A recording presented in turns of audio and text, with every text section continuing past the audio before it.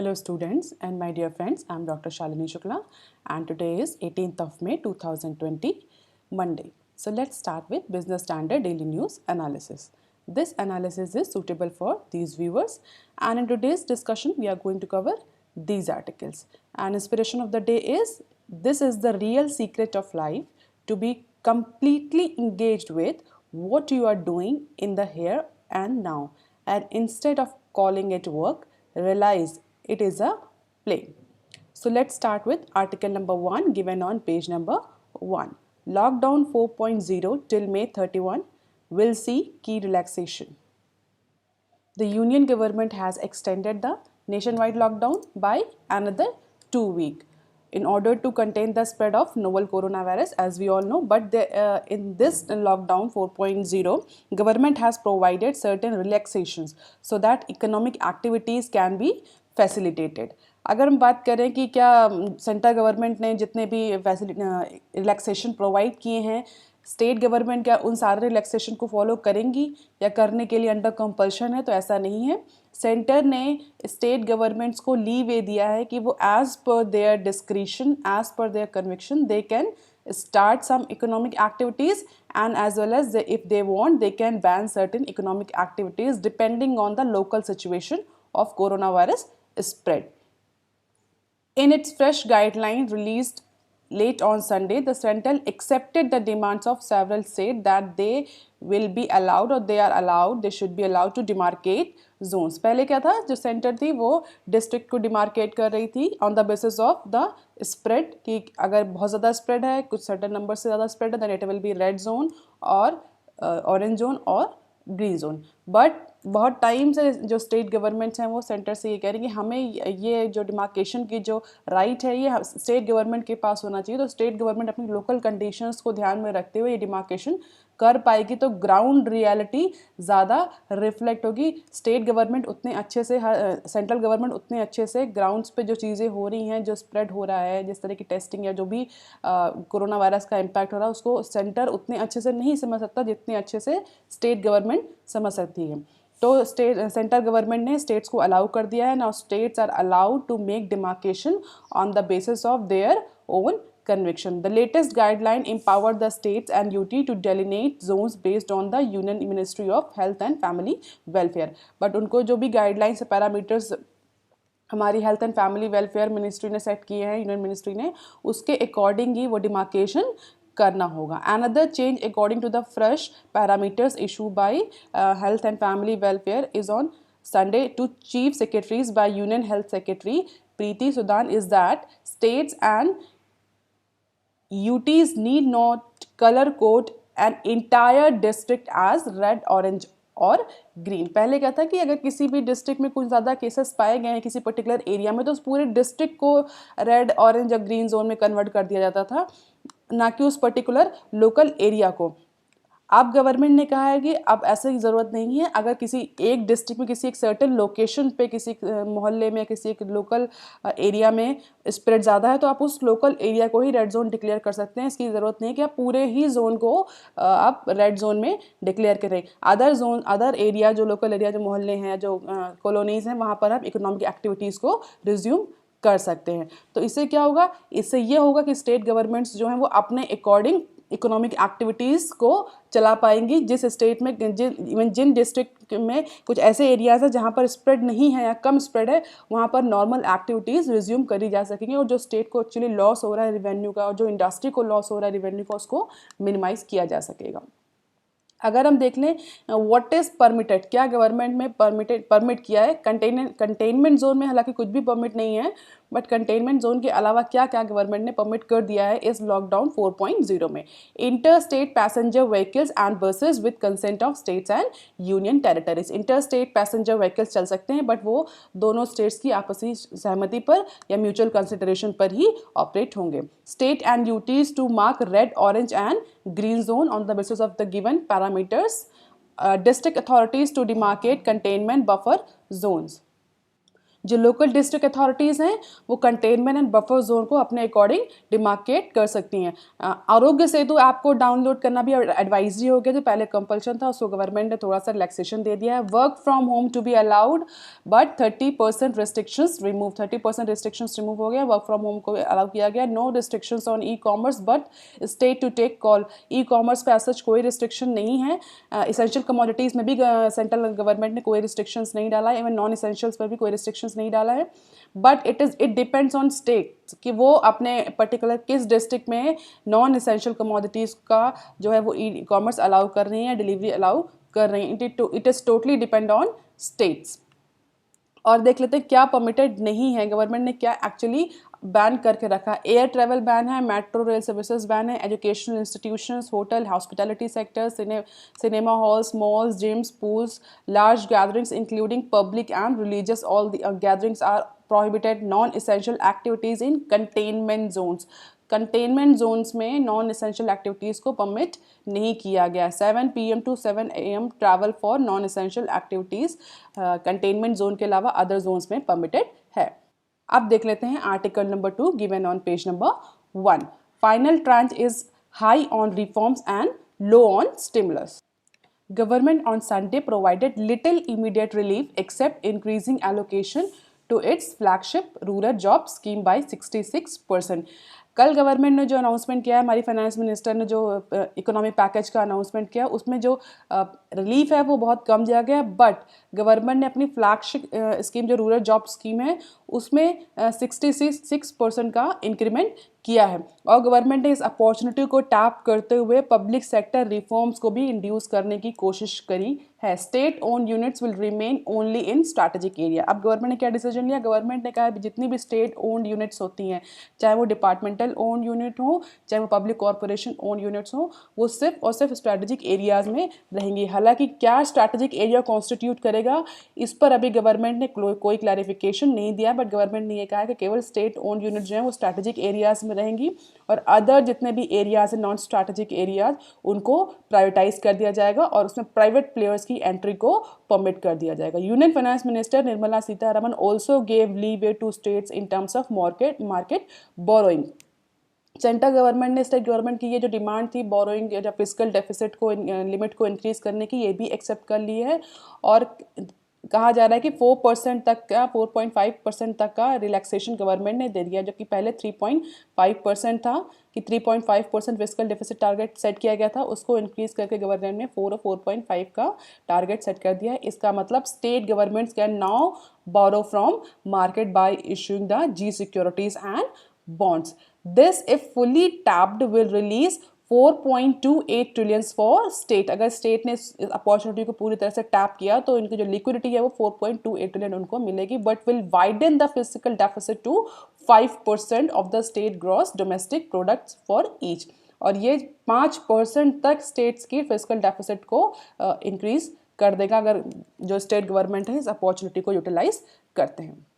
और अगर सेंटर और सारे स्टेट्स की बोरोइंग को ऐड कर दिया जाए तो इस बार जो गवर्नमेंट की जो फिजिकल डेफिसिट है वो 10% से ज़्यादा जाएगा। मतलब कहाँ 3% का टारगेट रखा जा रहा था, अब वो इस बार पैंडेमिक की सिचुएशन की वजह से वो 10% की लिमिट को भी क्रॉस कर देगा। 10% मतलब 10% of GDP। Most of the reforms announced in the area of insolvency and companies act have been repackaged with some addition. Government ने कुछ रिफॉर्म्स अनाउंस किए हैं कंपनी एक्ट और इंसॉल्वेंसी में पहले भी किए थे, उनको दोबारा से थोड़ा सा स्लाइट मॉडिफिकेशन के साथ दोबारा से रिफॉर्म के फॉर्म्स में प्रेजेंट किया है, ऐसा बिजनेस स्टैंडर्ड का कहना है। But some of these additions will have ramifications such as extending the suspension of the insolvency and bankruptcy code to 1 year against 6 months announced earlier and the insolvency framework for micro, small and medium enterprises। कुछ ऐसे जो changes या modifications या amendment government ने propose किए हैं जिसके लिए रैमिफिकेशन की ज़रूरत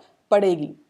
रेमिफिकेशन मतलब उनको पार्लियामेंट से पास कराना पड़ेगा या उनके लिए ऑर्डर इशू करना पड़ेगा, उसमें सारे में चेंजेस लाने के लिए कुछ ऐसे चेंजेस प्रपोज किए गए जिसको जो एग्जीक्यूटिव बॉडी वो अपने हिसाब से नहीं ले सकते, उसको लेजिस्लेचर से पास कराना ज़रूरी है। The government will increase its outlay for the health sector to improve infrastructure in blocks. Government ने हेल्थ सेक्टर पे भी अब इंफ्रास्ट्रक्चर को इम्प्रूव करने के लिए आउटले बढ़ाया है, बट कितना ये अभी स्पेसिफाई नहीं किया गया। अगर बहुत स्पेसिफिक हम किस टर्म्स में देखें कि किस किस सेक्टर को कल के जो अनाउंसमेंट है उसमें कितना कितना मिला है, तो मनरेगा का जो एलोकेशन है वो इंक्रीज कर दिया गया है 1.01 ट्रिलियन तक, और to help generate 3 billion person days against 2.6 billion जो नंबर ऑफ डेज हैं वो भी बढ़ा दिए गए। इंसॉल्वेंसी में गवर्नमेंट ने क्या किया, floor to initiate insolvency raised to 1 crore from 1 lakh. पहले 1 लाख था वो लिमिट, अब उसको बढ़ा करके गवर्नमेंट ने 1 करोड़ कर दी। इसका मतलब अब 1 करोड़ के बाद ही, 1 करोड़ की इंसॉल्वेंसी के बाद ही जो डेटर्स हैं या क्रेडिटर्स हैं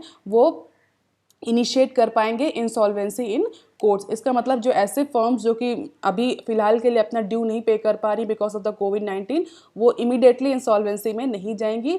वो उस पैसे को, या बोल सकते हैं आप उस अमाउंट को या उस पीरियड को गवर्नमेंट ने रिमूव कर दिया है इंसॉल्वेंसी से कि भाई क्योंकि this is a unprecedented situation. तो इस ड्यूरेशन में अगर कोई कंपनी डिफॉल्ट हो रही है या कोई कंपनी अपना इंस्टॉलमेंट पे नहीं कर पा रही है, अपना क्रेडिट्स पे नहीं कर पा रही, तो उसको अभी फिलहाल के लिए इंसॉल्वेंसी में कंसिडर नहीं किया जाएगा। Special framework for micro, small and medium enterprises to be notified insolvency and bankruptcy code suspended for 1 year. 1 साल के लिए इंसॉल्वेंसी एंड बैंकरप्सी कोड को सस्पेंड कर दिया गया है, जो कि पहले कितना था, 6 मंथ के लिए किया गया था। कोविड-19 related debt to be excluded from the default to trigger insolvency. जैसा कि मैंने पहले बताया, जो कोविड-19 से रिलेटेड जितने भी डेट हैं उनको एक्सक्लूड कर दिया जाएगा इंसॉल्वेंसी को ट्रिगर करने या इनिशिएट करने के लिए। जो डेटर्स और क्रेडिटर्स साथ में आते हैं उसमें उस अमाउंट को कंसीडर नहीं किया जाएगा, यानी 1 करोड़ में वो अमाउंट नहीं आएगा।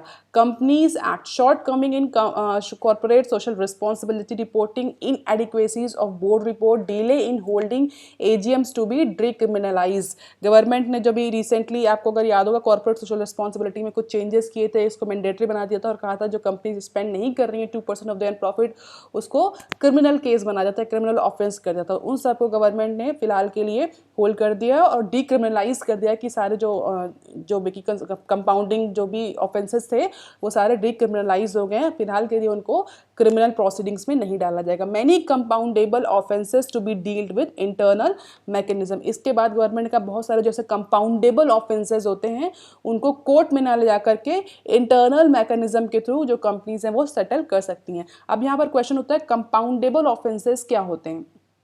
Compoundable offenses are those which can be conciliated by the parties under dispute without the requirement of the permission of the court. और अगर बहुत सिंपल टर्म्स में बोलना तो ऐसे कोई छोटे छोटे अपराध या छोटे छोटे ऑफेंसेस या छोटे छोटे लड़ाई झगड़े जिसको बोलते हैं, जिसको दो पार्टीज आपस में बैठ कर भी कंसिलिएट कर सकती हैं, जिसमें कोर्ट के इंटरवेंशन की ऐसी या कोर्ट की परमिशन की ऐसी कोई ज़रूरत नहीं होती है।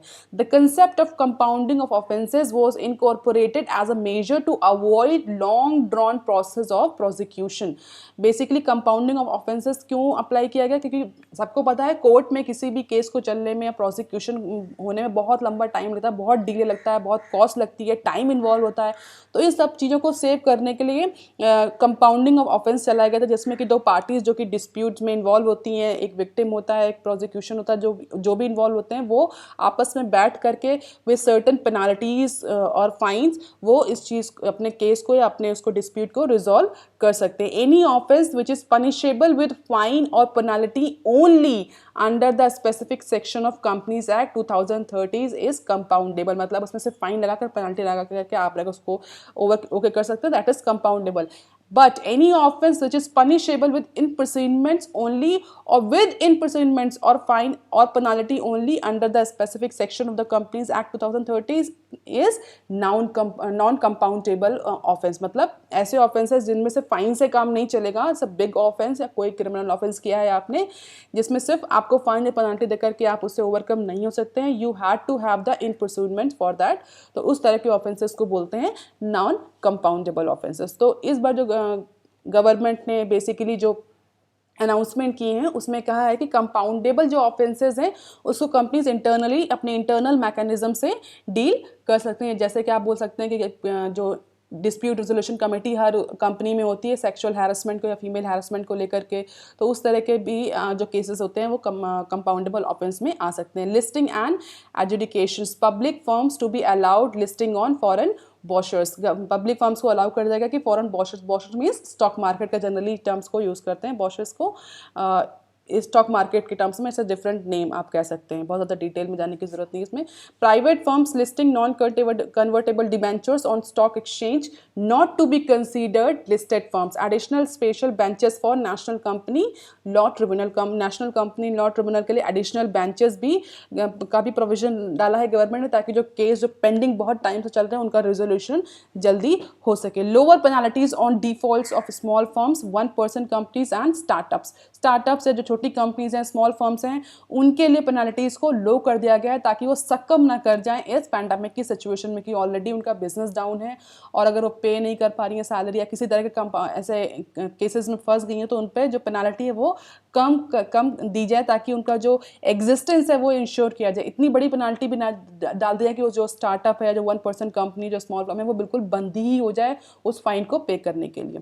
ठीक है, तो ये सारे जो प्रोविजंस हैं, इसके अलावा कुछ और भी आप देख सकते हैं। पब्लिक सेक्टर यूनिट्स है centre to come out with public sector enterprise policy, strategic areas to be notified where at least 1 and maximum 4 PSUs will be there. अभी स्ट्रैटेजिक एरिया जो गवर्नमेंट ने बोला है कि जहाँ पर केवल PSUs होंगी, वो कौन सा एरिया होगा जहाँ पर 1 से 4 PSUs अलाउ होंगी, ऐसे कौन कौन से स्ट्रैटेजिक एरियाज हैं, गवर्नमेंट किसको स्ट्रैटेजिक एरिया मान रही है।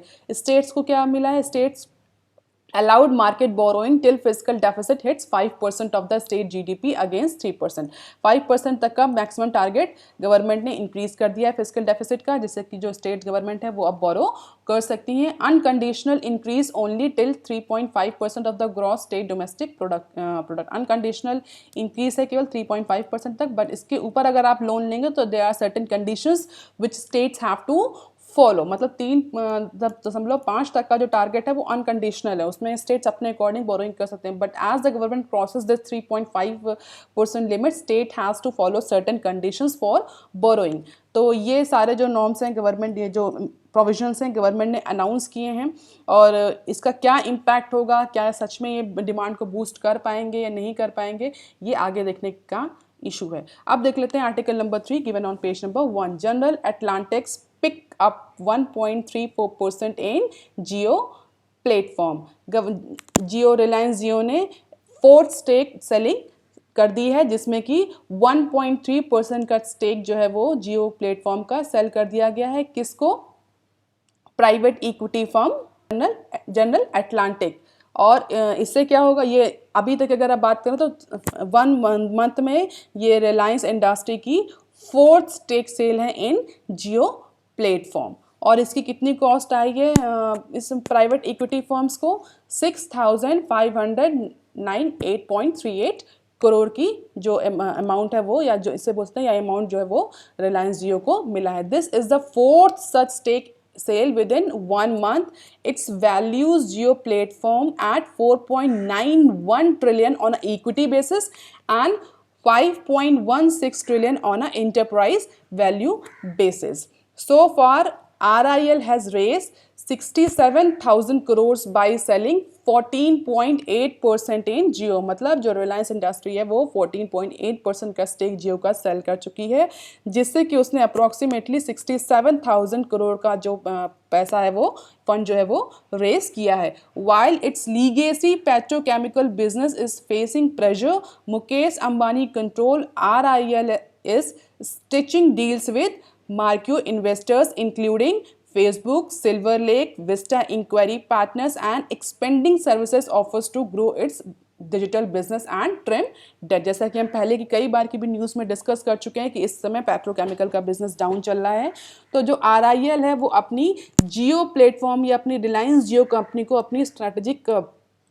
बोलते हैं एरिया मान रहा है, और उसी पर ग्रो करने की कोशिश कर रहा है, और उसी बिजनेस पर ज़्यादा ध्यान दे रहा है। कोर और मोस्ट वैल्यूड फर्म्स या मोस्ट वैल्यूड SBU को उसको मान करके उस पर ही जो अभी सारा फोकस है वो रिलायंस इंडस्ट्रीज़ का है। SBU stands for strategic business unit. तो कह सकते हैं कि अभी जो रिलायंस जियो है वो रिलायंस इंडस्ट्रीज़ का सबसे ज़्यादा वैल्यूएबल स्ट्रैटेजिक बिजनेस यूनिट है, जिसमें कि जो रिलायंस इंडस्ट्रीज हैं वो कंटिन्यूसली स्टेक को सेल कर रहे हैं. Alongside the Jio stake RIL is hoping to raise 53,000 crore in country's biggest ever right issue. Approximately 53,000 crore का जो राइट इशू है वो RIL लाने वाली है इस स्टेक के अलावा. तो वो उससे कितना ज़्यादा फंड रेज कर पाएगी, उससे कितनी सक्सेस होगी, ये आगे का इशू है. फिलहाल के लिए जो अभी का सेल हुआ है उससे वो फोर्थ सेल है और वो फोर्थ स्टेक सेल है, जिसके बाद जो जियो का है वो जो स्टेक है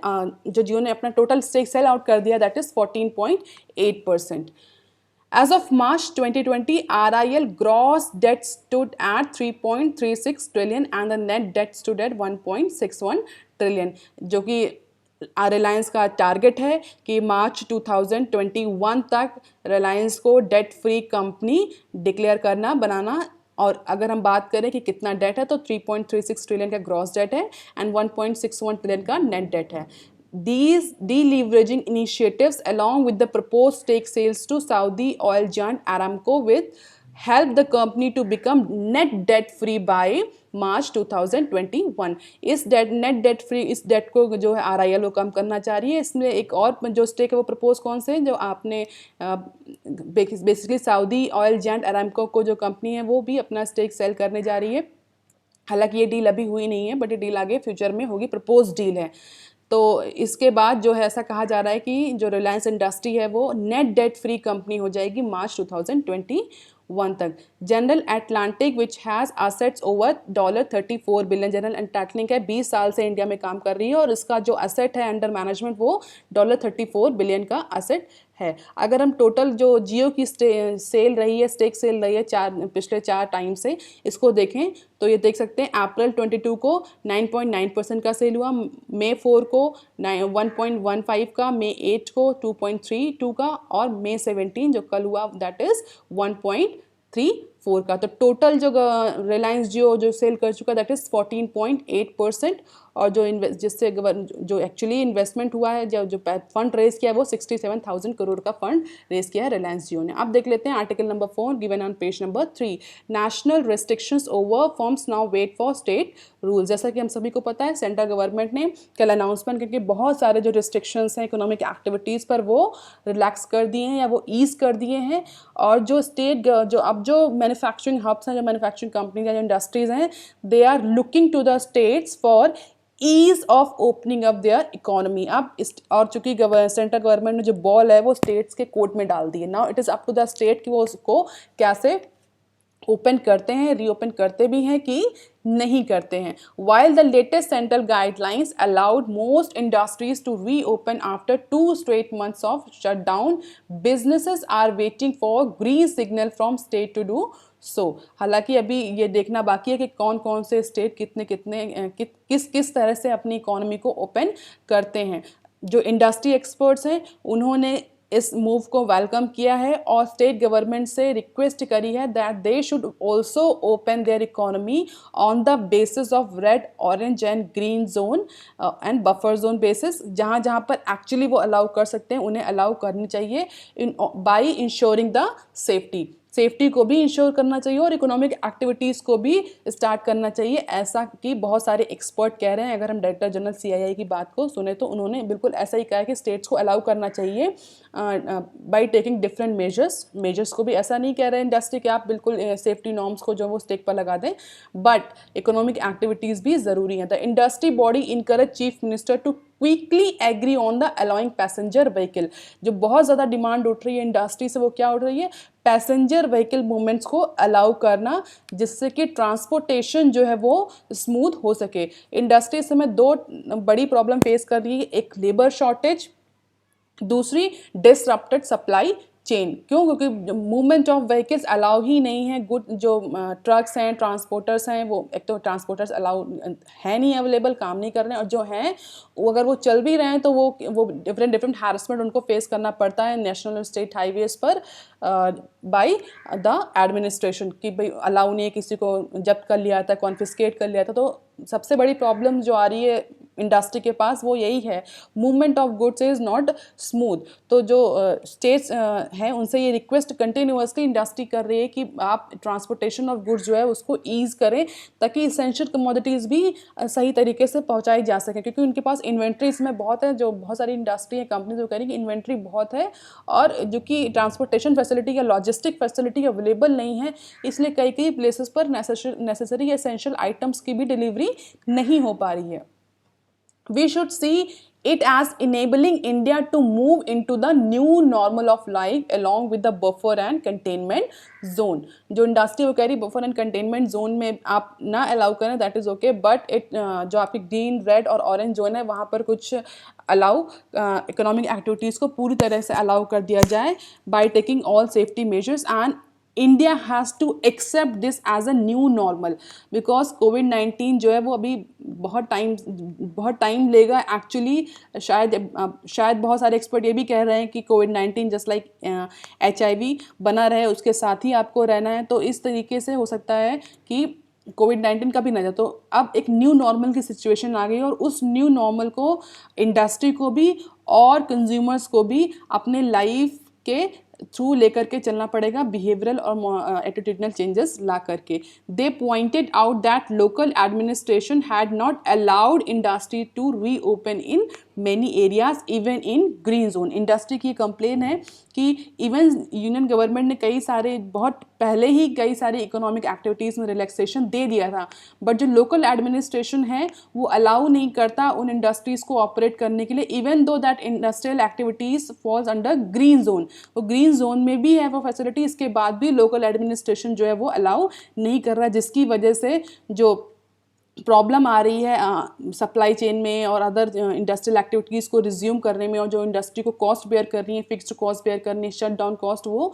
कंटिन्यूसली इंक्रीज कर रही है। While the lockdown being extended was not a surprise, the industry expect direct liquidity to be injected into small businesses। Lockdown जो इंक्रीज किया कल गवर्नमेंट ने वो बहुत एक्सपेक्टेड था, क्योंकि बहुत सारी स्टेट गवर्नमेंट थी वो भी कंटिन्यूसली इसी चीज़ की डिमांड कर रही थी, और जो हमारे जो बिजनेसेस थे वो भी रेडी थे कि लॉकडाउन एक्सटेंड होगा ही होगा, but they were expecting more liquidity और direct liquidity to be injected into small businesses, जो कल का अनाउंसमेंट हुआ उसके बाद। Excluding containment zone, the government has allowed sales of non essential goods. Non essential goods जो हैं या जो नॉन एसेंशियल्स आइटम है उनकी सप्लाई अलाउ कर दी गई, उनका सेल अलाउ कर दिया गया है, सिर्फ कंटेनमेंट जोन को छोड़कर बाकी सारे जोन में। अब ये स्टेट पर है कि वो डिलीवरी अलाउ करती है कि नहीं। वर्चुअल प्लेसेस पर आप खरीद भी ले रहे हैं, मगर अगर आपको उसकी डिलीवरी नहीं मिल रही है तो बहुत ज़्यादा वो बिज़नेस सस्टेनेबल नहीं हो पाएगा, या वो उस इकोनॉमिक एक्टिविटीज़ को रिज्यूम करने का कोई फ़ायदा नहीं होगा कि अगर वो अपने आधे से ज़्यादा लोकेशंस पर अपने आइटम्स की डिलीवरी ई कॉमर्स कंपनीज नहीं कर पा रही। जैसा कि एक कंपनी ने कहा कि 1.3 मिलियन हाउस होल्ड जो हैं वो भी बिना टीवी के हैं इस इकोनॉमिक लॉकडाउन की सिचुएशन में। मतलब 1.3 मिलियन हाउस होल्ड्स ने डिमांड करी थी टीवी की, टेलीविज़न की, जो कि उन तक डिलीवर नहीं हो पाई क्योंकि वो नॉन एसेंशियल कमोडिटीज़ में आती है। तो अब ये टोटली स्टेट गवर्नमेंट में है कि वो कैसे इकोनॉमिक एक्टिविटीज़ को रिज्यूम करती हैं, कितनी इकोनॉमिक एक्टिविटीज़ को रिज्यूम करती हैं और कब तक रिज्यूम करती हैं। अब इंडस्ट्री जो है वो स्टेट गवर्नमेंट की तरफ मूव कर गई है। आप देख लेते हैं article number 5 given on page number 2। Conserving cash is the Mantra, firms put capex plan on hold. Even though government ने लिक्विडिटी इन्फ्यूज कर दी है, बहुत सारी इकोनॉमिक एक्टिविटीज़ को रिज्यूम कर दिया है, बट जो मैक्सिमम फर्म्स हैं उन्होंने अपने कैपेक्स मतलब कैपिटल एक्सपेंडिचर जो प्लान्स हैं उनके, चाहे वो नई फैसिलिटी को बनाना हो, चाहे वो टेक्नोलॉजी अपग्रेडेशन हो या नए एसेट्स को ख़रीदना हो, इन सारे प्लान्स को फॉर गवर्नमेंट ने अभी जो इंडस्ट्री है उसने होल्ड पर रख दिया। क्यों? इंडस्ट्री का बेसिक पर्पस क्या है? अभी फ़िलहाल जो इंडस्ट्रीज़ हैं, जो बिजनेसमैन हैं, वो लिक्विडिटी अवेलेबिलिटी इंश्योर करना चाह रहे हैं कि उनके पास कैश प्रॉपरली अवेलेबल है, जिससे कि वो अपना वर्किंग कैपिटल मैनेज कर सकें और जो करंट डिमांड है उसको मीट आउट कर सकें। इसीलिए बहुत सारे, चाहे वो टाटा हो, चाहे वो सेल हो, वेदांता हो, बहुत सारी जो फर्म्स हैं या जो बेसिक इंडस्ट्रीज़ हैं, उन्होंने अपने कैपिटल एक्सपेंडिचर प्लान्स को होल्ड कर दिया है और फ्रीज कर दिया है कैपिटल एक्सपेंडिचर को फॉर अ नियर टर्म। इसके दो रीजंस हैं, in order to ensure the availability of the liquid money और द कैश। दूसरा रीज़न ये है कि अभी जो बिजनेस कंडीशंस हैं दैट आर वेरी अनसर्टेन। जो इंडस्ट्रीज़ हैं उनको ये भी नहीं पता कि अगर वो कैपिटल एक्सपेंडिचर करेंगी तो क्या वो कैपिटल एक्सपेंडिचर प्रॉफिटेबल रहेगा, क्या नियर फ्यूचर में डिमांड रिवाइव करेगी, इकोनॉमी रिवाइव करेगी। अगर नहीं करती है तो for them that capital expenditure will be the cost, उससे कोई प्रॉफिट उनको जनरेट नहीं होगा। तो इसीलिए अनसर्टनिटीज़ को ध्यान में रखते हुए जो कंपनीज जो वो टेम्परेरी क्लोजर्स पे हैं, बहुत सारी इकोनॉमिक एक्टिविटीज़ अभी भी रिज्यूम नहीं हुई हैं, ठीक है, लिक्विडिटी की क्रंच है, लिक्विडिटी अवेलेबिलिटी नहीं है, इन सारी चीज़ों को ध्यान में रखते हुए टाटा, सेल, वेदांता, इन सारी कंपनीज़ ने अपने कैपिटल एक्सपेंडिचर प्लान्स को होल्ड पर रख दिया है। आप अगर जाएं डिटेल में तो देख सकते हैं कि जो सेल का बेसिकली जो दुर्गापुर का प्लान था राउरकेला का, उस राउरकेला का प्लान को जो अभी कंप्लीट होने वाला था मार्च में, उसको भी होल्ड पर रख दिया गया है। वेदांता ने अपना जो एक्सपेंडिचर है $3.24 बिलियंस का जो वेदांता एक्सपेंडिचर करने वाला था कैपिटल एक्सपेंडिचर, उसको जो है उसको होल्ड पे कर दिया गया है। उन्होंने कहा कि जब सिचुएशन नॉर्मलाइज हो जाएगी, कमोडिटी के प्राइस दोबारा से रेस करेंगे, अपवर्ड मूव करेंगे, then Vedanta will start for capital expenditures. इसी तरह से बहुत सारे जो सेल की जो डाउन स्ट्रीम और एक्सपेंशन और मॉडर्नाइजेशन का जो प्लान था, सारा कैपिटल एक्सपेंडिचर वो भी होल्ड पर रख दिया गया। अगर कंपनी वाइज देखें तो Tata Steel to focus on deleveraging over growth, Tata Steel भी ग्रोथ पर फोकस करेगी, ना कि अभी कैपिटल फॉर्मेशन पर, एक्सपेंशन पर। सारी इंडस्ट्रीज जो हैं उनका जो इमीडिएट है वो बेसिकली अभी ग्रोथ पर फोकस है, कैपिटल एक्सपेंडिचर या एक्सपेंशन पर फोकस नहीं है। Vedanta to conserve cash revisit cap plans once situation normalise, जब सिचुएशन नॉर्मल हो जाएगी तो ऐसा कहा जा रहा है सारी जो वेदांता, टाटा स्टील, JSW, ये सब दोबारा से अपने कैपिटल एक्सपेंडिचर प्लान्स को स्टार्ट करेंगे। इसमें बहुत सारी बड़ी बड़ी कंपनीज का नाम है, आप देखना चाहें तो इस न्यूज़ को डिटेल में पढ़ सकते हैं। आप देख लेते हैं article number 6 given on page number 4। Physical cost less than 11% of the package size. बहुत सारे जो एक्सपर्ट्स हैं, जो गवर्नमेंट का 20 ट्रिलियन का पैकेज गवर्नमेंट ने अनाउंस किया है, इस पैकेज से बहुत सारे जो एक्सपर्ट्स हैं, जो इंडस्ट्री एक्सपर्ट्स हैं, वो खुश नहीं हैं। उनका कहना ये है कि इस पैकेज का जो मोर और लेस पार्ट है वो गया है बेसिकली जो है रिवाइवल के लिए, कि जो ऑलरेडी कंपनीज रिवाइव कर रही हैं उनको क्रेडिट देने के लिए दिया गया है, फूड सिक्योरिटी इंश्योर करने के लिए दिया गया है। बट कहीं से भी इस पैकेज को डिमांड बूस्ट के लिए जो जितना इम्पैक्ट इंडस्ट्री एक्सपेक्ट कर रही थी कि इस पैकेज से पब्लिक के पास कैश जाएगा, कैश होल्डिंग इंक्रीज होगी, जिससे कि उनकी डिमांड बूस्ट होगी, ऐसा बहुत सारे एक्सपर्ट कह रहे हैं कि ऐसा नहीं हुआ है। इस पैकेज का जो एलोकेशन है वो एलोकेशन बेसिकली रिवाइवल और रिफॉर्म्स के लिए ज़्यादा है rather than boosting the demand. और बहुत सारे क्रिटिसिज्म भी आए हैं इस पैकेज को लेकर के कि गवर्नमेंट ने एक्चुअली जो एक्सपेंडिचर किया है, जो गवर्नमेंट का फिस्कल इम्पैक्ट है, आपको याद होगा मैंने आपको बताया था व्हाट इज़ फिस्कल इम्पैक्ट, तो आप मुझे कमेंट सेक्शन में लिखकर बताएंगे कि फिस्कल इम्पैक्ट या फिस्कल कॉस्ट क्या होता है। तो मैं यहाँ दोबारा से इसको रिपीट नहीं करना चाह रही। अगर आपको नहीं पता तो आप मेरी पिछली वीडियोज़ देख करके प्लीज़ आइडेंटिफाई करिए कि फिस्कल कॉस्ट क्या है, इसके बाद आप इसको यहाँ से देख सकते हैं। तो बेसिकली कहा जा रहा है कि जो टोटल 20 ट्रिलियन का पैकेज आया है गवर्नमेंट का, गवर्नमेंट को इसकी केवल 11% जो है वो कॉस्ट लगेगी, बाकी जो है वो ऑलरेडी पहले से ही एग्जिस्टेड था, आरबीआई ने उसको एब्जॉर्ब कर लिया, या जो पहले से ऑलरेडी स्कीम्स चल रही थी उनमें वो एब्जॉर्ब हो गया। गवर्नमेंट की जो एक्चुअल फिजिकल कॉस्ट आएगी for this package is only 11% out of the nearly 21 trillion worth of Atmanirbhar Bharat measures announced by Finance Ministry and Reserve Bank of India. Central fiscal impact will amount to around 2.28 trillion or around 10.8% of the total package. मतलब जो additional cost central government को beer करनी पड़ेगी इस package की वजह से, वो 10% ऑफ पैकेज है। 90% जो कॉस्ट है either it is bear by RBI और it is actually there in the economy. Government ने उसको रीपैकेज करके दोबारा से अनाउंस कर दिया है। 10% ही इंक्रीमेंट आएगा गवर्नमेंट को इस कॉस्ट का, या ऐसे बोल सकते हैं गवर्नमेंट ने एक्चुअली जो अनाउंसमेंट किए हैं, जो एक्चुअली जो पैकेज दिया है वो क्रेडिट दिया है, गवर्नमेंट ने उधार दिया है, ठीक है। तो और ये उधार गवर्नमेंट को आगे आने टाइम में 3 साल 4 साल 5 साल बाद गवर्नमेंट को वापस मिल जाएगा। तो गवर्नमेंट की कॉस्ट क्या हुई? गवर्नमेंट तो यहाँ पर कोई कॉस्ट बेयर नहीं करी, गवर्नमेंट ने एक्चुअली क्रेडिट और फूड और इस तरह की फैसिलिटीज़ प्रोवाइड करी हैं जो कि आगे जो या गवर्नमेंट ने ऐसा कि जो फ्यूचर पेमेंट्स थे, जो फ्यूचर पेमेंट्स करने थे गवर्नमेंट को, वो गवर्नमेंट ने डिफ़र कर दिए हैं, ठीक है। जो ऑलरेडी गवर्नमेंट के पेमेंट ड्यूज थे वो गवर्नमेंट ने पे कर दिए हैं, तो एडिशनल गवर्नमेंट का खर्चा तो कुछ नहीं आया। एक्सपर्ट ये कह रहे हैं कि एडिशनल गवर्नमेंट का खर्चा तो केवल 10% ही है इस पैकेज का, बाकी जो 90% है, या जो आप बोल सकते हैं 89% है, वो in the form of dues था कि गवर्नमेंट पे ड्यू थे तो गवर्नमेंट को पहले पे करना था, तो गवर्नमेंट उसको अब पे कर रही है। जो गवर्नमेंट फ्यूचर में पे करेगी उसको गवर्नमेंट अभी पे किए दे रही है, तो वो फ्यूचर में एडजस्ट हो जाएंगे। तो गवर्नमेंट ने बहुत ज़्यादा बड़ा पैकेज नहीं लाया। तो एक्सपर्ट्स का ये कहना है कि एक तो ये पैकेज जो है वो डिमांड बूस्ट नहीं करेगा, दूसरा उसका जो फिजिकल इम्पैक्ट है वो 10.8% है केवल गवर्नमेंट पे, जिस हालांकि बोला जा रहा है कि ये 10% था जीडीपी का, बट जो फिजिकल इम्पैक्ट एक्चुअली गवर्नमेंट पे पड़ रहा है वो बहुत कम है। और गवर्नमेंट ने कैसे कैसे एक्चुअली इसको रिड्यूस किया है, गवर्नमेंट ने क्या किया, tax revenue, this will include tax revenue foregone, outlays towards free food distribution, cash handouts, increase in Manrega, interest subvention, increase in viability gap funding for social infrastructure, initial support for centers coffers to kickstart some of the liquidity and credit measures announced over the past 5 days. ये सारे जो measures हैं इनसे ही केवल जो government का जो physical impact है, फिजिकल कॉस्ट गवर्नमेंट को आ रही है। बाकी जो सारे मेजर्स लिए गए थे, या तो वो गवर्नमेंट ने ड्यू अमाउंट पे किया है, या जो फ्यूचर पेमेंट्स हैं उसको अभी पे करके डिफर कर दिया है कि आगे फ्यूचर में उसको ना पे करना पड़े। Not all of this amount will necessary be born in the physical year 2020-21। और इवन जो बहुत सारे मेजर्स लिए गए हैं उसका जो बर्डन है गवर्नमेंट वो इस फाइनेंशियल ईयर पर भी नहीं आना है।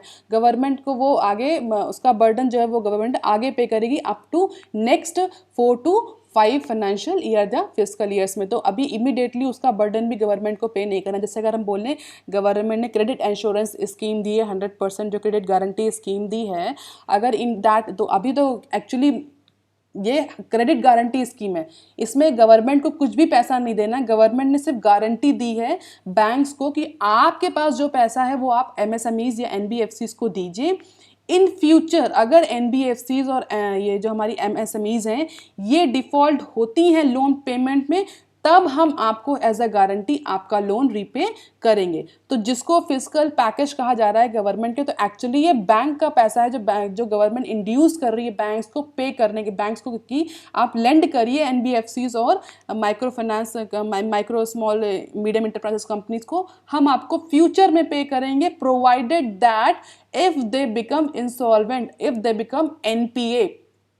ठीक है, तो ये भी पैकेज क्या हुआ, डिफर हो गया कि गवर्नमेंट पे अभी इसका बर्डन नहीं है। एक्चुअली बर्डन किस पर अभी इसका है, बैंक्स पर। तो बहुत सारे जो एक्सपर्ट हैं वो ये भी कह रहे हैं कि गवर्नमेंट ने बैंक्स का जो आरबीआई का जो फिजिकल में जो मॉनेटरी मेजर्स था उसको भी फिजिकल पॉलिसी में इंक्लूड कर दिया है, जबकि ये दो अलग अलग मेजर्स है। गवर्नमेंट फिजिकल मेजर्स ले सकती है, गवर्नमेंट मॉनेटरी मेजर्स नहीं ले सकती। मॉनेटरी मेजर्स कौन लेता है, वो एमपीसी लेती है। तो how can government include the measures of the package amount of the RBI, जो आरबीआई का जो पैकेज था उसको गवर्नमेंट कैसे गवर्नमेंट ने अपने फिजिकल पैकेज में इंक्लूड कर लिया। ठीक है, अगर गवर्नमेंट ने 20 ट्रिलियन का पैकेज कहा था तो गवर्नमेंट को 20 ट्रिलियन का पैकेज ही रिड्यूस करना चाहिए। तो उसमें गवर्नमेंट ने अपने प्रीवियस पैकेज को इंक्लूड कर लिया 1.23 लाख का, तो वो भी चलो ठीक है, वो गवर्नमेंट का ही फिजिकल पैकेज था। बट आरबीआई के जो मॉनेटरी मेजर्स थे उनको आप इस पैकेज में कैसे इंक्लूड कर सकते हैं। तो बहुत जो एक्सपर्ट्स हैं वो बहुत ज़्यादा खुश नहीं है। इवन इसका जो सीधा इम्पैक्ट है वो स्टॉक मार्केट पर भी देखा गया कि स्टॉक मार्केट ने बहुत ज़्यादा पॉजिटिव सेंटिमेंट्स नहीं डेवलप किए, क्योंकि स्टॉक मार्केट का भी ये कहना है कि इससे जो एक्चुअल जो स्टिमुलस पैकेज है, जो एक्चुअल मनी इन्फ्यूज़ हो रहा है वो बहुत ज़्यादा नहीं है, कैश पब्लिक के हाथ में नहीं जाएगा। बस गवर्नमेंट ने क्या किया है, कुछ टैक्स कंसेशन कर दिए हैं, क्रेडिट गारंटी स्कीम्स जो हैं वो दे दी हैं, और कुछ रिफॉर्म्स इंड्यूस कर दिए हैं। बहुत ज़्यादा जो कॉस्ट जो बेयर करी जाएगी, जो पैसा जो एक्चुअली निकलेगा वो आरबीआई के हाथ से निकलेगा, ना कि गवर्नमेंट के कॉफर से। On Sunday the finance minister Nirmala Sitharaman gave the breakup of all covid related stimulus packages. In that she included the centrals health package worth rupees 15,000 crore and the 8 trillion worth of support from the Reserve Bank.